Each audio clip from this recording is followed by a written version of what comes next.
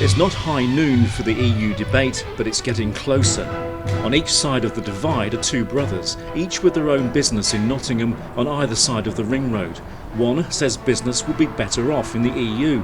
The other is fed up with the bureaucracy and wants out. We've got a local business here, Toyota, coming out yesterday saying that it will make no difference to them, no difference to the jobs, no difference to investment. The fact is, you'll have to have customs clearance every time you want to move one of their cars to but the you're continent. overplaying It's going to slow the process down. You and I both know that's not as onerous as you're making it sound.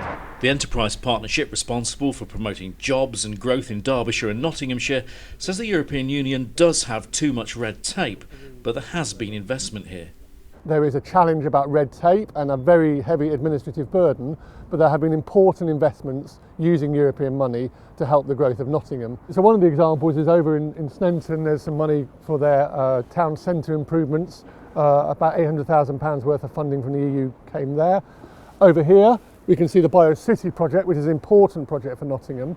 The UK has Europe's biggest aerospace industry, second in the world to the US. EU money helps research at the University of Nottingham.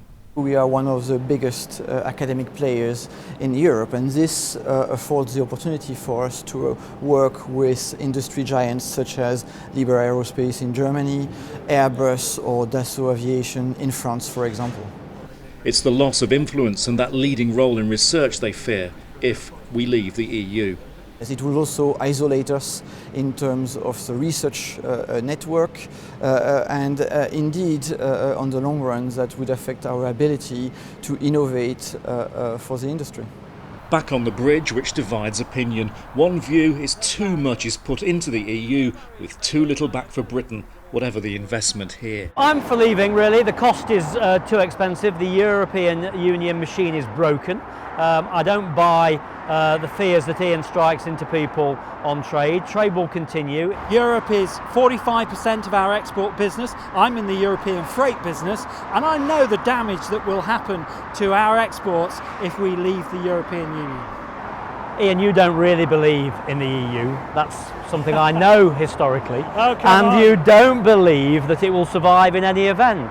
I believe that we now need to take this once in a generation opportunity to take ourselves out of it. We still need to be friends, we still need to cooperate, we still need to trade, but we can save a huge amount of money.